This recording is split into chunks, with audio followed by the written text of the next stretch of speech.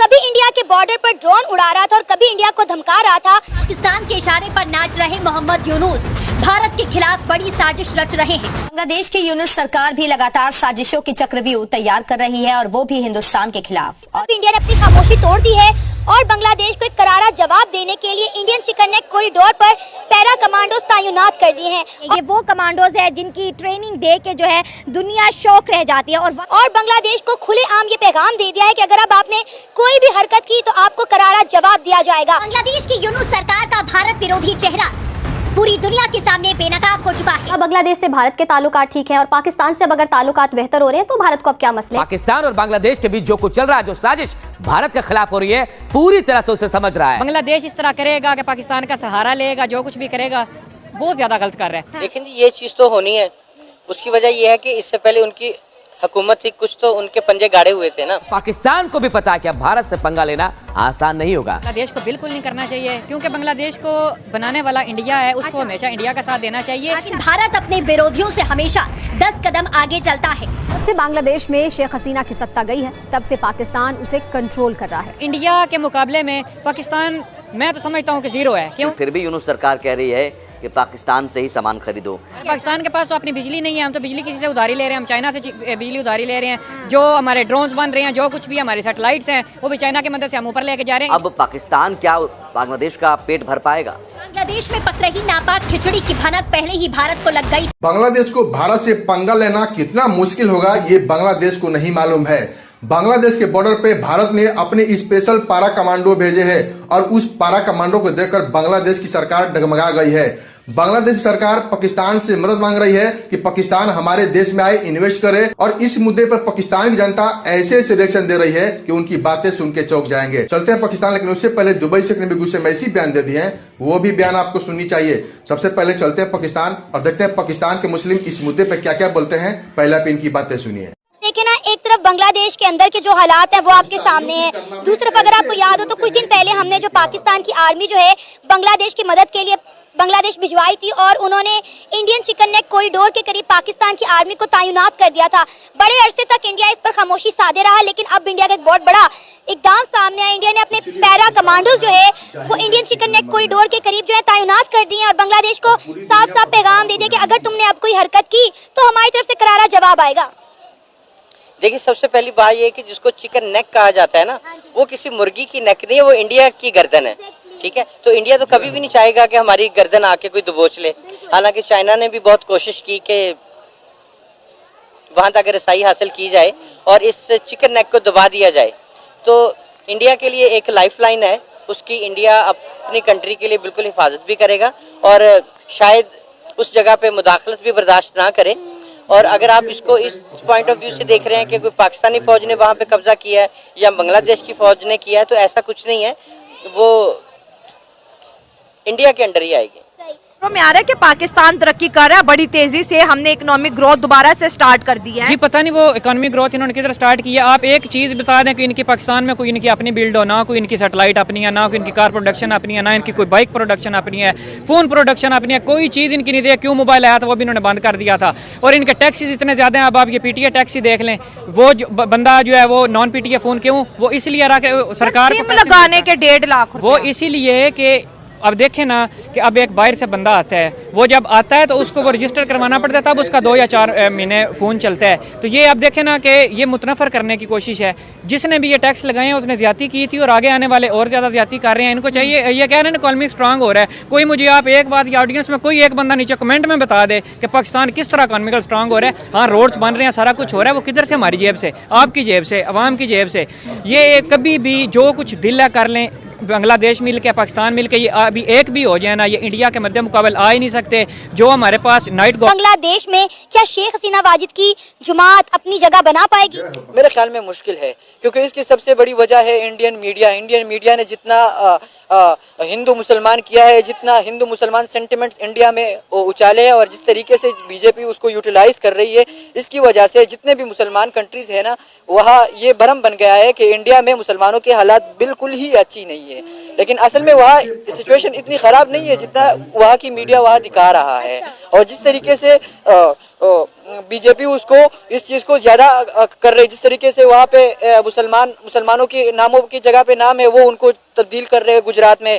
वो योगी आदित्यनाथ जिस तरीके से मुसलमानों के खिलाफ वो क्रैकडाउन उन्होंने स्टार्ट कर रखा है, तो इस वजह से बांग्लादेश में भी इंडिया के खिलाफ वो सेंटिमेंट्स उभर रहा है। और आपको पता है जिस तरीके से स्टूडेंट्स ने वो एहतिजाज किए, सैकड़ों स्टूडेंट्स मारे गए, तो मुझे नहीं लगता कि यार वो इस तरह एकदम ही इंडिया में उसको दोबारा एक्टिव कर लेंगे। सर, आपको पढ़ते वक्त के साथ साथ इंडिया ने कैसे अपने डिफेंस सेक्टर पर काम किया है, जंगी बहरी बेड़े बनाए हैं, ब्रह्मोस मिसाइल जैसे मिलाए हैं रशिया के साथ मिलकर। भी देखिए ये बजट पे होता है। हाँ जी। आप अगर डिफेंस सेक्टर को जब डिस्कस करेंगे तो ये चीज़ें बजट के ऊपर डिपेंड करती हैं, एक चीज़। और दूसरा डिफेंस होता है बहादुरी में। तो मैं बिल्कुल कहना चाहूँगा कि पाकिस्तान का डिफेंस अच्छा है और उसने अभिनंदन के मामले में वो बताया भी है कि हम दूसरों के जहाज गिरा भी सकते हैं। तो मतलब डिफेंस जो है वो पाकिस्तान का भी माशाल्लाह काफी मजबूत है। आप खबर आई है कि बिल्कुल इंडिया का बॉर्डर के पास जो है ना, जैसे चिकन नेक कॉरिडोर बहुत इंपॉर्टेंट है इंडिया का, उसके बिल्कुल आसपास जो है बांग्लादेश की तरफ से वहां पर ISI डिप्लॉय करने की बात हो रही है। फिर जो है इंटेल सर्विसेज की एक्सचेंज की बात हो रही है कि ऐसे पॉइंट्स बनाए गए जहां पर बांग्लादेश और पाकिस्तान के बीच जो है कम्युनिकेशन को एक्सचेंज किया जाए। तो ये सब चीजें जब इंडिया ने देखी, इंडिया के लोग भी अपनी सरकार को कोसने लग गए हैं कि भाई बांग्लादेश इतने बड़े बड़े एक्शन ले रहे हैं, आप क्यों खामोश हो? तो आपको क्या लगता है कि अब इंडिया ने एकदम से पैरा कमांडोज वहां पर उतार के उन्हें ट्रेनिंग दे दी है कि भाई आप लोग रेडी हो जाओ, कुछ भी हो सकता है? वो बिल्कुल उन्होंने इसलिए उतारे हैं कि उनको पाकिस्तान का भी पता है, पाकिस्तान की हुकूमत का भी पता है, पाकिस्तान के अदारों का भी पता है, उसको बांग्लादेश का भी पता है।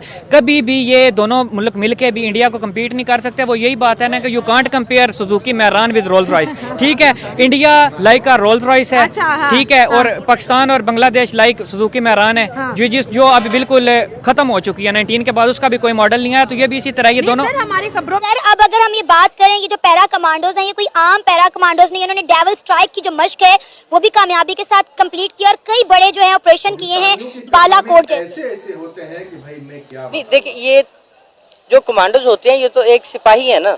अब बेसिक सिपाहियों का दौर वो नहीं रहा जो हम पहले सन 65 और 71 की जंगों में, कारगिल की जंगों में हम ये चीज़ें देखते थे कि जी ये स्पेशल फोर्सेस हैं, ये कमांडो हैं, ये फला है। वो नहीं, अभी टेक्नोलॉजी का दौर है और वेपन्स का दौर है। ठीक है, और ये देखना है कि कौन सी आर्मी कितनी टेक्नोलॉजी रखती है, कितना अबूर हासिल है उसको, अब उसकी गिरफ्त कैसे है और उसके वेपन कैसे हैं। तो इसीलिए अब हर आर्मी के पास कमांडो होते हैं। बांग्लादेश, इंडिया, पाकिस्तान, सबके सोल्जर एक जैसे ही होते हैं। सिर्फ आपकी कमान कैसी है और आपके पास वेपन कैसा है, आपकी टेक्नोलॉजी कैसी है। पता है कि अभी रिसेंटली पाकिस्तान के जो प्राइम मिनिस्टर हैं वो मोहम्मद यूनुस के साथ मुलाकात करके आए हैं। मुख्तलिफ डील्स इन दोनों के दरमियान जो है वो साइन हुई है। हमने वहाँ चीनी भेजी है, खाने पीने के मुख्तलिफ अशिया भेजी हैं और हमने वहाँ पे वेपन भेजा और उसके साथ हमने इंडियन चिकन नेक कॉरिडोर पर पाकिस्तान की आर्मी भी तैनात की थी।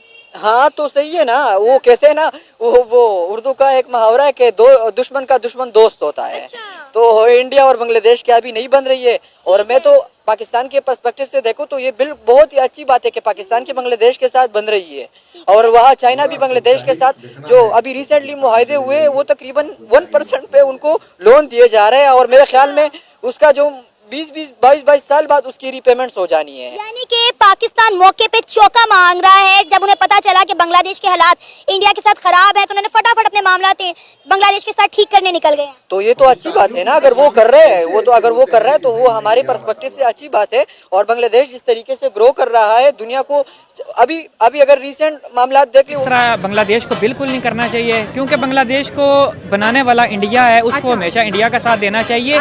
ये हसीना वाजिद गई है तो इनमें क्रिटिसिज्म इन्होंने पैदा कर दिया है। इनको चाहिए कि ऐसा ना करें, क्योंकि बांग्लादेश अगर ऐसा करेगा तो उसको किसी ना किसी मुल्क का सहारा लेना पड़ेगा। और अब वो पाकिस्तान की तरफ आ रहा है और पाकिस्तान की जो ISI है वो चाहती है कि हम उधर बांग्लादेश के अंदर घुस के उनका साथ दें। लेकिन ये बांग्लादेश बहुत ज़्यादा गलत कर रहा है। अब इंडिया के मुकाबले में पाकिस्तान मैं तो समझता हूँ कि जीरो है। क्यों? उनकी इकॉनमी, क्यों उनके ये कि उनकी इकॉनमी आप देख लें, उनकी आप हर चीज़ देख लें, उनकी इंडस्ट्री आप देख लें। हमारे पाकिस्तान के पास तो अपनी बिजली नहीं है, हम तो बिजली किसी से उधारी ले रहे हैं, हम चाइना से बिजली उधारी ले रहे हैं। जो हमारे ड्रोन्स बन रहे हैं, जो कुछ भी हमारे सैटेलाइट्स हैं वो भी चाइना की मदद से हम ऊपर लेके जा रहे हैं। इंडिया के मुकाबले मध्य मुकाबले तो हम खड़े हो ही नहीं सकते। अगर बांग्लादेश इस तरह करेगा कि पाकिस्तान का सहारा लेगा, जो कुछ भी करेगा, बहुत ज़्यादा गलत कर रहा है। वो इसलिए गलत कर रहा है कि इनको नहीं बोलना चाहिए कि पाकिस्तान ने बांग्लादेश के साथ क्या किया था। पाकिस्तान था ना, ये मशरक़ी पाकिस्तान था, तो इसको क्यों अलग किया गया था। सर क्या लगता है बांग्लादेश का फ्यूचर क्या होने वाला है? क्या वाकई में मोहम्मद यूनुस जो है वो इस्तीफा दे देंगे?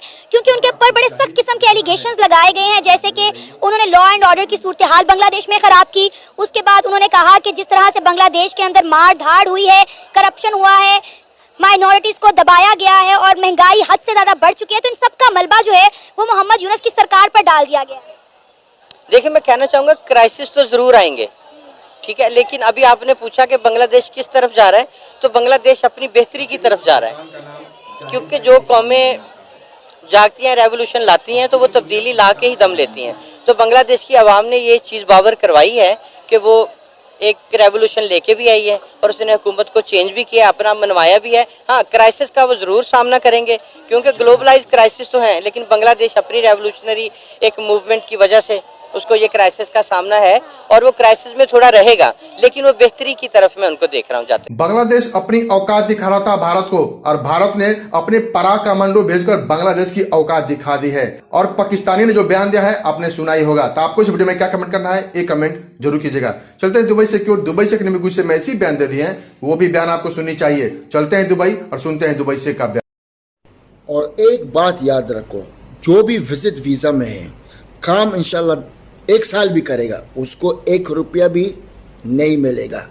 ये याद रखो, विजिट वीज़ा हम लोग का विजिट वीज़ा है। विजिट वीज़ा का मतलब है ज़ियारत। ज़ियारत का मतलब क्या है? तुम इधर आया देखने के लिए, नए काम करने के लिए। तो आप लोग अगर विजिट वीज़ा में है और काम किया, तुम लोग का खुद तुम्हारा जिम्मेदार है। दुबई वाला लोग नहीं, यूएई वाला लोग नहीं, तुम लोग खुद। इसलिए हम तुम लोग को हाथ जोड़ता है, जो भी करने का है सोच समझ से करो, और जो भी साइन करने का है पहला पढ़ो। नहीं सकते पढ़ेगा, दूसरा आदमी के पास जाओ, तेरा भाई के पास जाओ, किसी के पास जाओ, टाइपिंग सेंटर में जाओ, बोलो मैं साइन करूं कि नहीं करूं। तुम लोग ये मुश्किल है, सीधा कुछ में भी साइन करते हैं, समझते वीजा मिलेगा। बाबा इधर खेल नहीं है।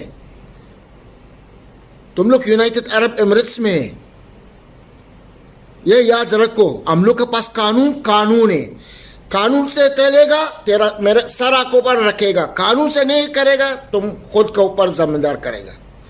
आपने देखा दुबई शेख ने कैसे बयान दिए हैं। दुबई शेख हमेशा लेबर कैसे अपने बोलते हैं, चाहे इंडियन हो, पाकिस्तान, बांग्लादेश, नेपाल, कहीं के भी हो, हमेशा लेबर के सपोर्ट में खड़े थे। प्लीज दुबई शेख के लिए एक लाइक कीजिएगा और हमारे चैनल को जरूर सब्सक्राइब कर लीजिए, ताकि आपको पाकिस्तान के बारे में और दुबई के बारे में इन्फॉर्मेशन मिलती रहे।